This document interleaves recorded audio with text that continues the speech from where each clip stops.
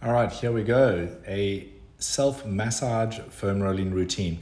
First is the upper back. We're going to mobilize the upper back by placing the roller at the top of the shoulder blade where the junction from the shoulder blades to the neck goes, and you're going to roll the roller all the way down to the sternum. Only move to the sternum, don't go any lower than that. Reset the roller to the upper back, move the weight back. When you push back, it's pretty important to put your hips on the ground and leverage your head back as far as you can. So in the demonstration here, I'm only demonstrating 3 of each position or each self-massage position. What I'd like you to try to do is a minimum of 10 per position. So then we're going to move on to the next position, which is loosening up all the muscle fibers that are tight behind the shoulder blade. So we have to do one shoulder blade at a time. So here you see I'm leaning at a slight angle.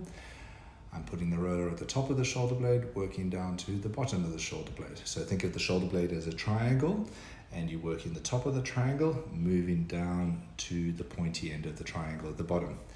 Placing as much pressure as you can by leveraging back into the roller as possible. I'm going to show you a different angle here. So as I do the right shoulder here, see I'm placing the roller up at the top of the shoulder blade, angling my body over so the weight of the right shoulder is only on the roller, that left shoulder is off the roller because I'm just targeting one shoulder blade at a time. You see I'm using my leg to purchase and leverage myself back as I roll down the shoulder blade, searching out the knots. So that's the back of the shoulder release. We're then going to release out the lats. So here we're going to do an active release. So I'm rolling the roller down the side of the lat, the side back muscle, and I'm going to try and pull my arm up and overhead. So that's overhead archetype. So this really helps with any overhead needed work.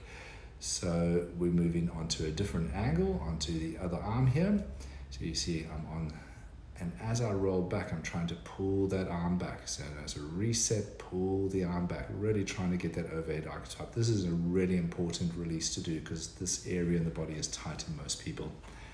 Then we're moving into the front of the shoulder. So a lot of us carry tension in the front of the shoulder. This is a fantastic release to release any impinging tightness through the front of the shoulder.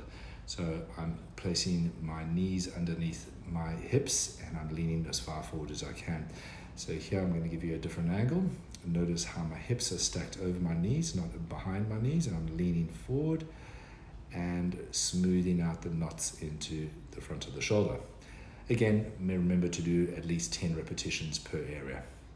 We're then going to move into the upper glutes area. So we're working at an angle here. So I'm working sort of the side glute area. See, I place the leg up, ankle up onto the knee there just to create more stretch into the glute. We'll show you a different angle. And you see I'm at an angle here, place my ankle on my leg and rolling up and down the glutes. This is a really nice release for the lower back for the nature of sitting down in chairs all the time.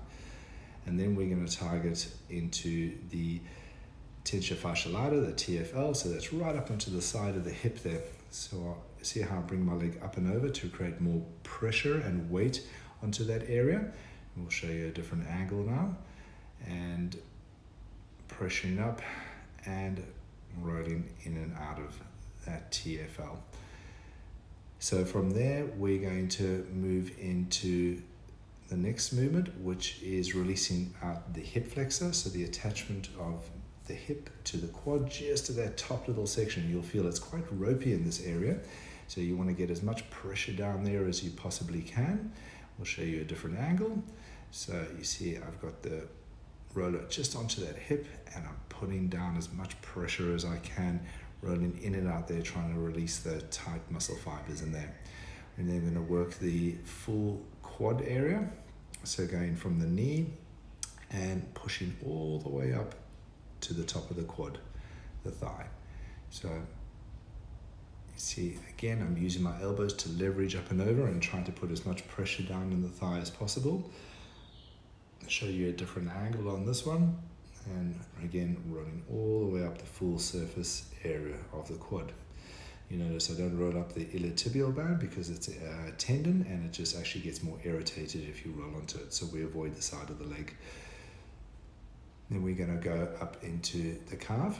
So we're just rolling the bottom portion of the calf into that Achilles area. Just notice how I've taken the other leg on top of that leg to create more pressure through that area. And then we go to the other side, another angle, and you see I'm just lifting my bum up just to get a little bit more pressure through that area of the Achilles at the lower calf area. Okay, and then we're going to move into the hamstrings and placing the roller at the top of the hamstring, back of the leg, and rolling up, down towards the knee. You see I'm leveraging my bum up off the ground again, using my arms to help keep myself as much pressure into that hamstring as possible. So we'll show you a different angle and rolling up and down. So I like to do this rolling on a daily basis. It's a good self-massage, and this is just a nice general technique. Enjoy.